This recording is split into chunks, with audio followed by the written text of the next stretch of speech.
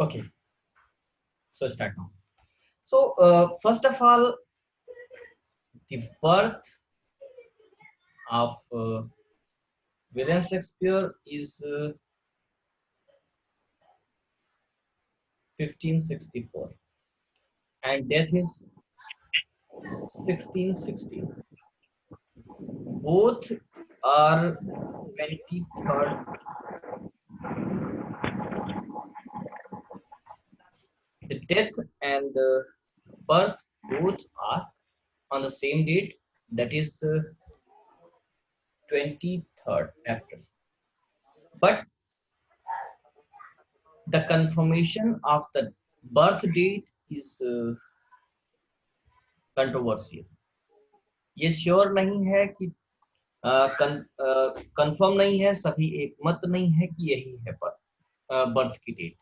Because ऐसा इसलिए है क्योंकि ये जो डेट है वो उनकी बैप्टिज्म की डेट से जो है अंदाजा लगाया जाता है। बिकॉज जो चर्च का रजिस्टर है, चर्च के रजिस्टर में शेक्सपियर के बैप्टिज्म की जो डेट लिखी हुई है वो 26 ऑफ अप्रैल लिखी हुई है।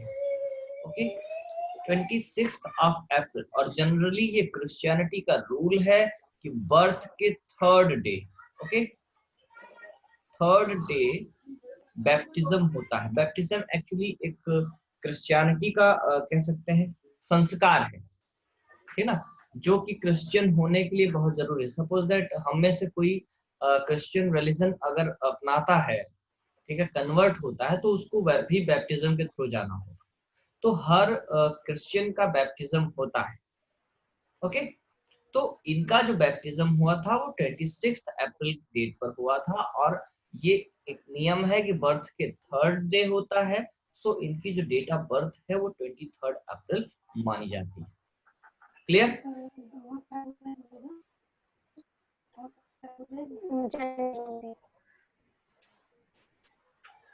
Okay, next point is that he is known as Bard of Avon.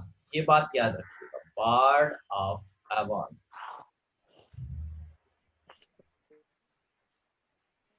Or simply the Bard, okay, या फिर इसे the Swan of Avon, Swan of Avon भी कहते हैं। Clear? He is also known as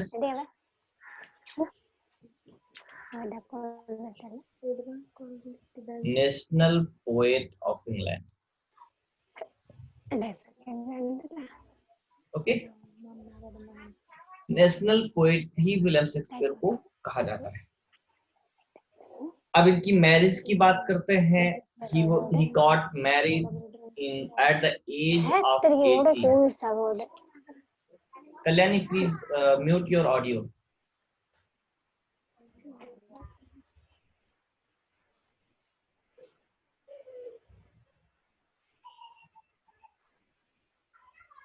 okay, जो इनकी marriage हुई कितने as per? 18 years. I hope ये सारी डिटेल्स तो आप लोगों को पता होंगी, क्योंकि शेक्सपियर ऐसा कोई नहीं जिसने ना पढ़ा हो। 18 इयर्स की एज में इनकी मैरिज हुई। वाइफ का नाम था एन हैथवे।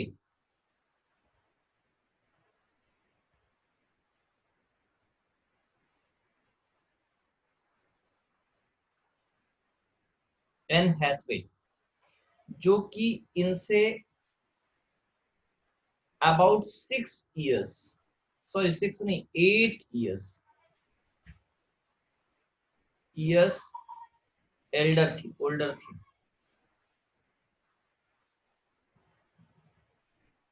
ठीक है, 8 साल बड़ी थी इनकी वाइफ एन हैथवे, जिनसे इनकी मैरिज हुई थी।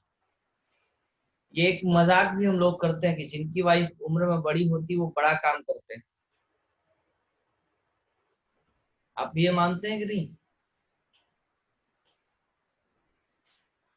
इतना कंफर्म है? बच्चे 3 हुए। पहला था सुजाना, लड़की थी। और दो ट्विंस थे, हेमनेट एंड जुडिथ।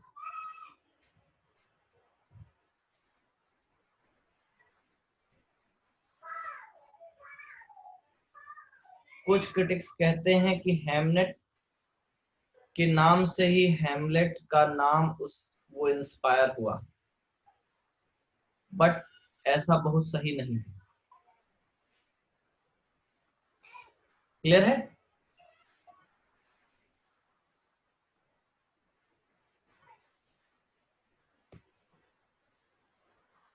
आगे बढ़े।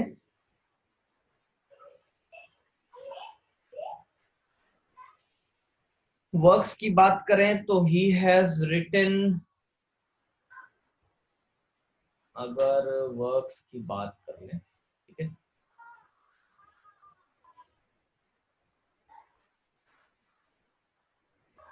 तो ये पोएट भी है, प्लेराइट भी है, तो प्लेज इसने लिखे हैं,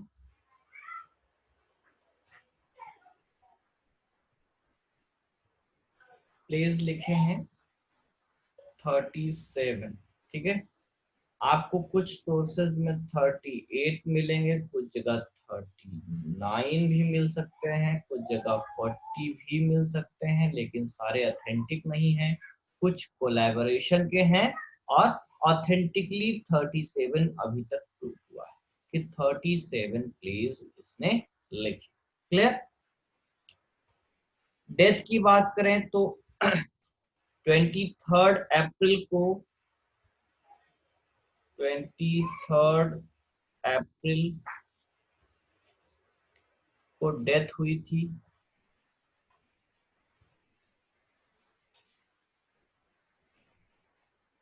जी, 1616 में डेथ हुई थी, और डेथ के 2 दिन बाद, after 2 days, after 2 days he was buried. कहां पर बरी किया गया था? He was buried at the channel of Holy Trinity Church, buried at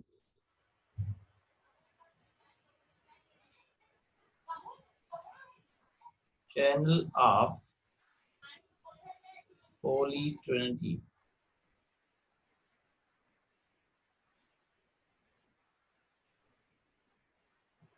Church.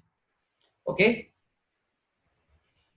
एपिटैफ, epitaph समझते हैं, जो कब्र पर लिखा होता है। एपिटैफ लिखते समय आप थोड़ा स्पेलिंग का ध्यान देंगे, एपिटैफ में थोड़ा सा विचित्र सी स्पेलिंग है। गुड फ्रेंड, ये मेरे साथ लिख लीजिए, ये good friend, friend for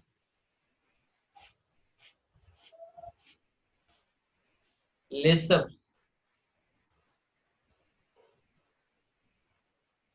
sorry,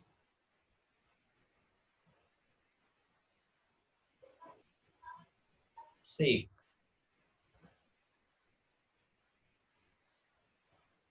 sorry, for lessors, for beer,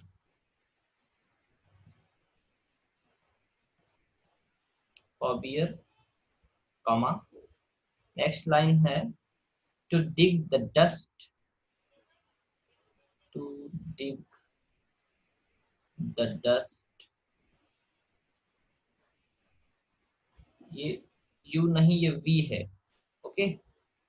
to dig the dust enclosed here,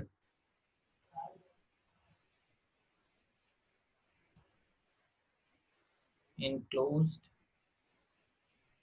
ये जो डी वी एस टी याद रखिएगा, डस्ट enclosed here, मतलब इसका हुआ good friend for Jesus sake, ठीक है। To dig the dust enclosed here, यहाँ की मिट्टी खोदना, यहाँ की मिट्टी हटाना। अब आगे थोड़ा सा लिखने की जगह खोजनी पड़ेगी।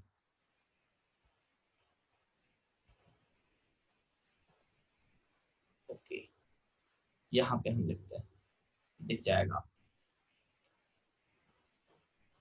Blessed B,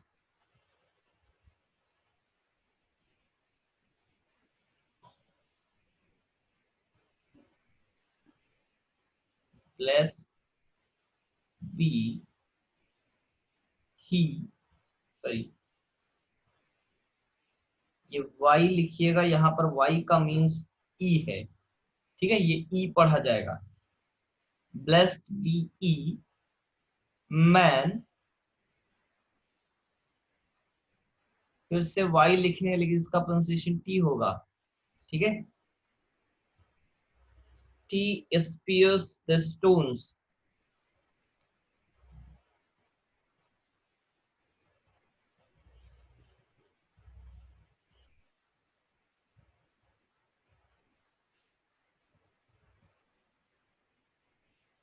spears the stone, okay, comma, and cursed, and यहाँ भी यू नहीं वी है, C V R S T, cursed be he,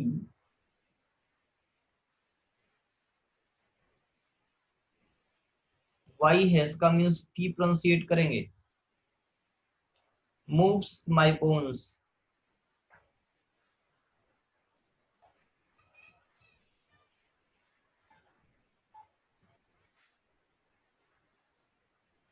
okay. इसका शार्ट में समझ लीजिए, कह रहे हैं कि फॉर जीसस से यहाँ की जो मिट्टी हटाएगा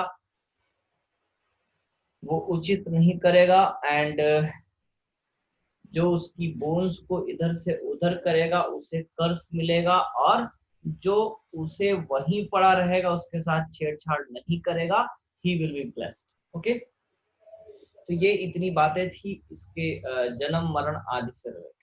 अब हम लोग आगे बात करते हैं अबाउट द पब्लिकेशन। एक बहुत इंपॉर्टेंट क्वेश्चन पूछा जाता है जो कि है publication of first folio.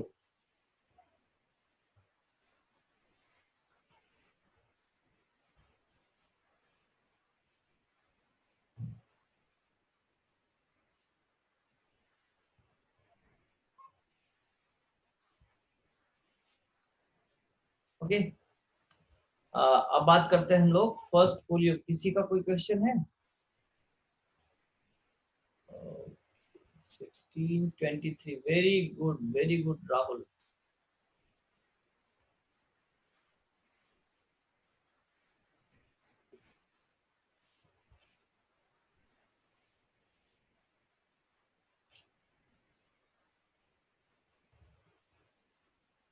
Okay, first folio बहुत इंपॉर्टेंट वर्क है, that is his first folio was,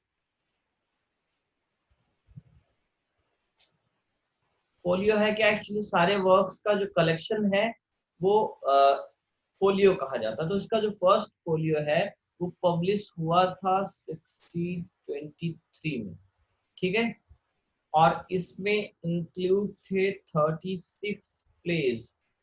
clear, ये बात याद रखिएगा। जो टाइटल था, टाइटल आप इसका लिख लीजिए, mister William Shakespeare.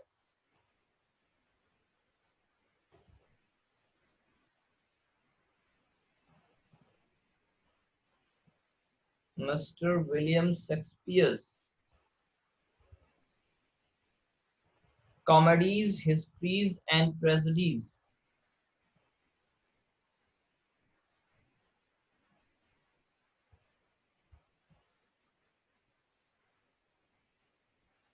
And sorry, ये एंड ये नहीं है, एंड ये है, एंड ट्रेजेडीज,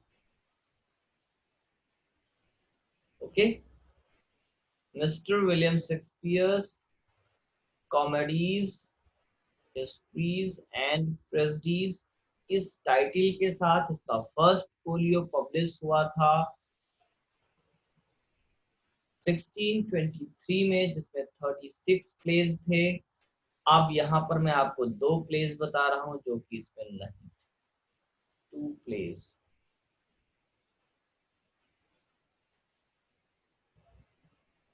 कौन कौन सा? Pericles and two noble Kingsman.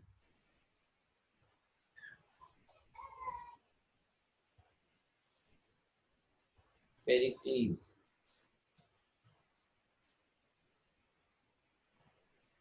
Prince of ट्रॉयर,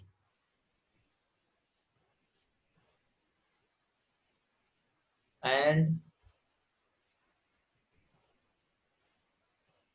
to noble Kingsman.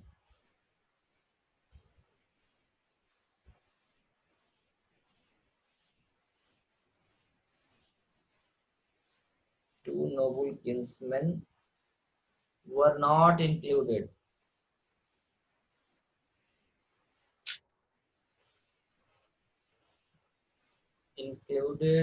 in the first folio।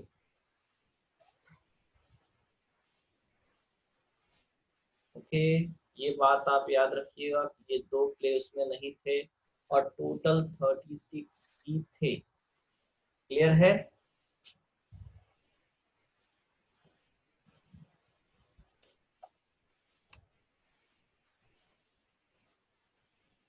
Any doubt?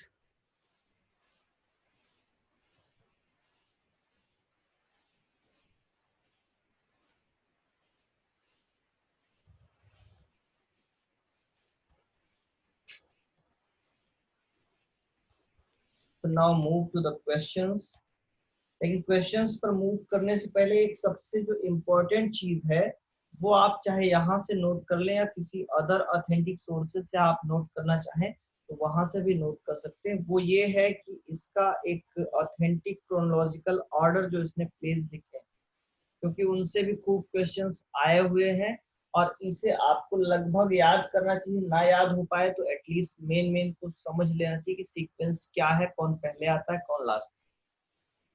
तो अगर आप कहीं इसको लिख करके जैसे अपने रीडिंग टेबल के सामने अगर लगा लेते हैं, सुबह शाम इसको केवल देख लेते हैं, पढ़ लेते हैं, तो आई थिंक कि आपको ये आइडिया लग जाए कौन सा पहले कौन सा बाद में है, ईयर याद हो ना हो। आप क्रम से इसको पढ़िए जहां पर। तो ये मैं आपको दिखा रहा हूँ, आप चाहें तो इसे लिख सकते हैं और नहीं तो आप बाद में भी लिख सकते हैं अदर सोर्सेज पर। और लास्टली ये पीपीटी आपको सारी मिल जाएगी पीडीएफ में, ग्रुप में ही मिल जाएगी, लेकिन उसमें अभी कुछ समय लग सकता है, 2 से 3। ठीक है, मैं यहाँ पर आपको क्रोनोलॉजिकल देखिए एक और खास बात है, अलग अलग क्रिटिक्स ने इसकी क्रोनोलॉजी अलग अलग बनाई। जो मुझे एक सबसे ऑथेंटिक लगी वो मैं आपको दे रहा हूँ। ठीक है, तो फर्स्ट बिगनिंग है उनकी हेनरी फोर्थ पार्ट 2, 3 एंड 1। देखिए जो इसमें हाईलाइटेड हैं उनको आप मार्क कर लीजिएगा बिकॉज इनसे डायरेक्ट क्वेश्चंस आए हुए हैं। ठीक ना? और जो हाईलाइटेड नहीं है उनमें से कुछ से क्वेश्चंस आए हुए हैं, लेकिन वो मिक्स मिक्स जैसे अलग अलग प्लेस के साथ, अलग वर्क्स के साथ, अलग राइटर्स के साथ क्वेश्चंस पूछे जाते हैं मिला करके, उस तरह से आए हुए हैं। और कुछ ऐसे हैं जिनसे क्वेश्चंस आए ही नहीं हैं। तो इन्हीं 3 तरीकों में हम पढ़ेंगे। सबसे पहले उन वर्क्स को पढ़ेंगे जिनसे डायरेक्ट क्वेश्चंस आए हैं, मींस जो हमने हाईलाइट किए, और उसके बाद हम वो पढ़ेंगे जिनसे क्वेश्चंस मिक्स में आए हुए हैं और आने की संभावना है। देयर आफ्टर हम देखेंगे कि लास्ट में जो बचते हैं उनको पढ़ना है या फिर नाम देख कर क्या। और पढ़ने में भी हम लोग ऐसा करेंगे कि कुछ चीजें पढ़ लेंगे, समझ लेंगे, लिख लेंगे, और देयर आफ्टर अदर चीजें जो उनसे रिलेटेड क्वेश्चंस आए हैं उनको सॉल्व करते समय समझते चलेंगे और लिखते चलेंगे। ओके, तो ये लिस्ट आपके सामने है, ये 13 ड्रामा आपके सामने है। Henry fourth part 2, 3 and 1, then Richard third comedy of errors, Titus Andronicus the taming of the shrew, and Two Gentlemen of Verona, Love's Labour Last, Romeo and Juliet, Richard II, A Midsummer Night's Dream, and 13, King John.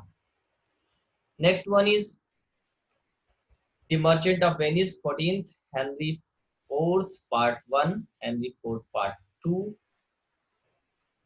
Wait a minute.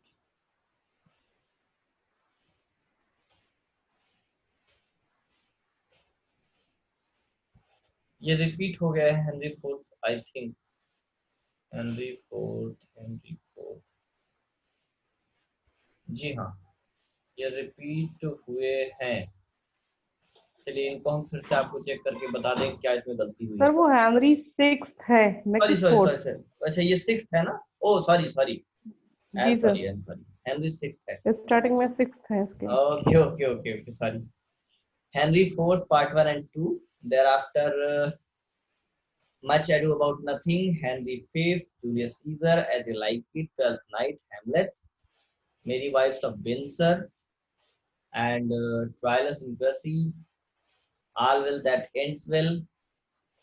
तो आप एक काम करिएगा ना, ये मैंने गलत कर दिया है, जो यहाँ पर हेनरी सिक्स को मार्क कर दिया है, ये चीज थर्ड पे, इसको आप मार्क करने के बजाय हेनरी फोर्थ पार्ट 1 को मार्क कर लीजिएगा। ये जो है आपके सामने हेनरी फोर्थ को, इसे आप मार्क करिए। क्वेश्चन यहाँ से था, ठीक है, तो मैंने गलत मार्क कर दिया है। Much ado about nothing, Henry fifth, Julius Caesar, as you like it, twelfth night, Hamlet, merry wives of Windsor, trials and proceed, all will that ends well, and Measure for Measure, Othello, King Lear, Much Ado About Nothing, sorry, Macbeth, Antonio Cleopatra, Coriolanus, Timon of Athens, Pericles, Prince of Tyre, okay, and Cymbeline, The Winter's Tale, The Tempest, Henry VIII, two noble kinsmen. यहाँ पर 38 की list मिल गई है, ठीक है। इनमें से एक जो टू नोबल किंग्समैन है, शायद यही कोलैबोरेशन में है। अगर लिख नहीं पाए तो मैं फिर से शुरू से कर रहा हूँ, आप इसका स्क्रीनशॉट ले लें।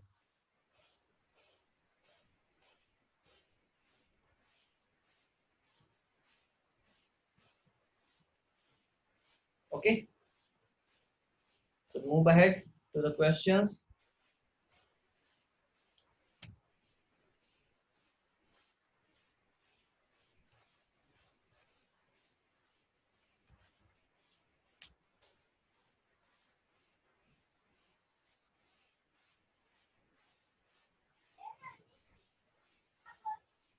Okay, here first question is the publication year of first folio, 1623.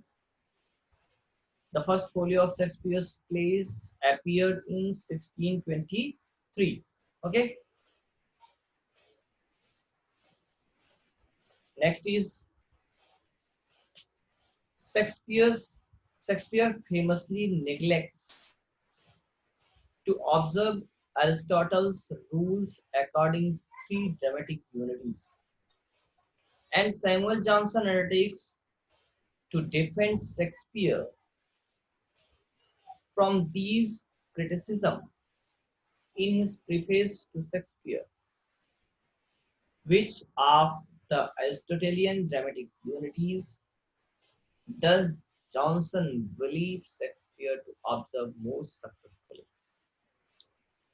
एक बात आप बताइए, आप में से कितने लोगों को ये पता है कि ये ड्रामेटिक यूनिटीज क्या क्या है?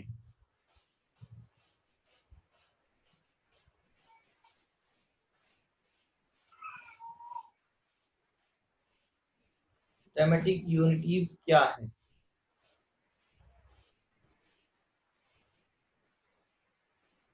किसी को पता है या किसी को नहीं पता है? इतना सिर्फ बताइए।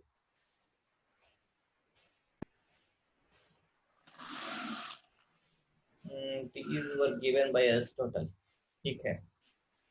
यहाँ पे एक क्वेश्चन आया था, नेट में नहीं आया था, दूसरे एग्जाम में था। क्वेश्चन एक्चुअली ये था कि which of the three unities was not given by Aristotle?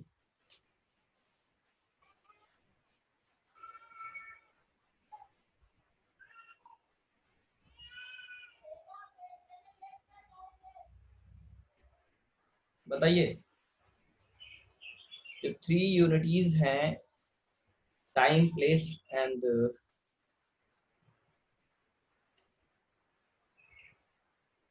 Action, तो इनमें से कौन सी ऐसी है जो अरिस्टोटल ने पोएटिक्स में नहीं दी थी?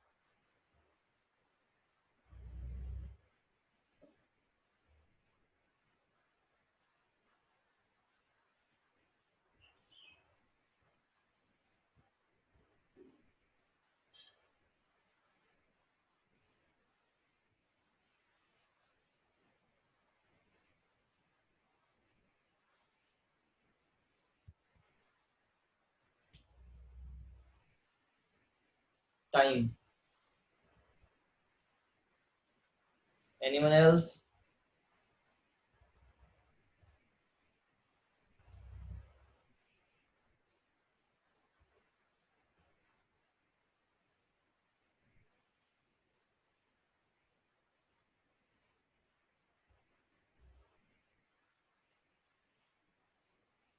Okay, so move ahead. तो ये जो यूनिटी ऑफ टाइम है, इसको अरिस्टोटल ने अपनी पोएटिक्स में नहीं की दी थी, इसको बाद में क्रिटिक्स ने इंट्रोड्यूस किया है। तो सिंपली शॉर्ट में इसको पहले समझ लेते हैं यूनिटीज हैं क्या। यूनिटी ऑफ टाइम ये कहती है कि the story must not cross 24 hour. ठीक है, 24 आवर का टाइम जो है ये क्रॉस नहीं होना चाहिए, मींस की स्टोरी जो है 24 आवर में खत्म हो जाए। आप बेस्ट एग्जांपल ले सकते हैं ऑल माय सन्स। वहां पर जो जितनी भी स्टोरी रेफरेंस 24 आवर के बाहर के आते हैं, बट स्टोरी जो है वो कुछ घंटों की है। आंगन में पेड़ गिरता है और उसके बाद से सारी कहानी खुलती जाती है। ठीक है, thereafter unity of place कहता है कि प्लेसेस इतने फार अवे ना हो कि वहां 24 आवर्स के लिमिटेशन में पहुंचा ना जा सके। ठीक है, तो जैसे आपने देखा कि मर्चेंट ऑफ वेनिस में एक जगह वेनिस है, एक जगह वेलमोंट है, और जाने में एक लंबा वक्त बीत रहा है। तो ये यूनिटी ऑफ प्लेस का violation. thereafter unity of action ये कहती है कि actions should be not mingled, emotions should not be mingled। अगर ट्रेजेडी है तो ट्रेजेडी रहे, अगर कॉमेडी है तो कॉमेडी हो, दोनों को मिक्स नहीं किया जाए। क्लियर? जैसे आपने देखा मैकबेथ है, ट्रेजिक सीन है, डंकन को मार दिया, उसके बाद ठीक तुरंत बाद कॉमिक सीन आ जाता है। तो ये violation of unity of action. Clear? I hope ये बातें क्लियर। तो यहाँ पर जो प्रीफेस टू शेक्सपियर में जॉनसन है, वो मानते हैं कि यूनिटी ऑफ एक्शन को बेस्ट ऑब्जर्व करते हैं। ठीक है, लेकिन कुछ जगह इसका भी वायलेशन हुआ है। क्लियर? नेक्स्ट क्वेश्चन है, in Shakespeare's time who own the rights to a theatrical script. जो थिएटर की स्क्रिप्ट होती है, प्ले की स्क्रिप्ट होती है, उसका ओनर कौन होता था किस टाइम में? शेक्सपियर के टाइम में। तो जो एक्टिंग कंपनी होती थी वो उसका ओनर होती थी। आज की डेट में क्या है कि फिल्म की स्क्रिप्ट लिखी गई, उस स्क्रिप्ट के मतलब कॉपीराइट किसी के भी पास हो सकता है, राइटर खुद अपने पास रख सकता है, डायरेक्टर के पास हो सकता है, प्रोड्यूसर के पास हो सकता है, प्रोड्यूसिंग कंपनी के पास हो सकता है। ठीक है, तो लेकिन उस समय में ऐसा था कि जो राइट होते थे वो केवल जो है राइटर के, सॉरी, वो जो है एक्टिंग कंपनी के पास होती है। ठीक, नेक्स्ट क्वेश्चन जो है वो है Thomas and Henrietta Bowdler edited the family Shakespeare gave rise to the Bowdlerise। What does it mean? देखिए, फैमिली शेक्सपियर उन्होंने लिखा, इस पर हम लोग लेटर बाद में भी डिस्कस करेंगे। इसको जो है दोनों ने सेंसर किया था जो ऐसी ऑब्जेक्शनेबल सीन्स थी। ठीक है, जैसे कुछ सीन्स जहां पर मर्डर सीन है उसको सुसाइड में बदल दिया। ठीक, इस तरह के कुछ सीन्स को उन्होंने चेंज किया, कुछ वर्डिंग्स को चेंज किया। ठीक है, तो उन्होंने एक टर्म दिया बॉर्डराइज, उसका मीन्स होता है an sorry the expression explication of indelicate language, मतलब जो लैंग्वेज हार्श है, जैसे बच्चों के सुनने लायक नहीं है या फिर डरावनी है, प्रॉब्लमेटिक है, तो वहां पर उसको उन्होंने सेंसराइज कर दिया। मींस सिंपली आप समझिए कि किसी चीज को सेंसराइज कर दिया। ठीक है, यहीं पर मैं क्लास को एंड करूंगा, यहाँ से हम लोग आगे कंटिन्यू करेंगे। ठीक, और कल क्योंकि ये भी सेशन एंड होने वाला है और आज आपको एक केवल छोटा सा इंफॉर्मेशन देकर क्लास को हम एंड करेंगे यहीं। वो ये है इंफॉर्मेशन कि आज 3 जून है और आज जो है आपका जो 70% ऑफ का ऑफर है वो एंड होता है, जो कि वैलिड रहेगा आज के रात 12 बजे तक। आज के रात 12 बजे तक जो फॉर्म मुझे मिल जाएंगे उन पर ये ऑफर लागू होगा। देयर आफ्टर आपको तो फिर 11 तक 50% के ऑफर पर कर सकते हैं। उसके बाद अगर आप एडमिशन चाहते हैं देन आपको फुल फी पे करना है। Okay, so I hope class informative रही। अभी शेक्सपियर में मुझे लगता है कि 2 क्लासेस हो सकती हैं। ठीक, तो हम लोग कंटिन्यू करेंगे यहीं से इसको और विल मीट टुमारो एट 4। जो भी आपकी आगे की बातें हैं, आगे क्वेश्चंस हैं, आप लोग ग्रुप में कहें।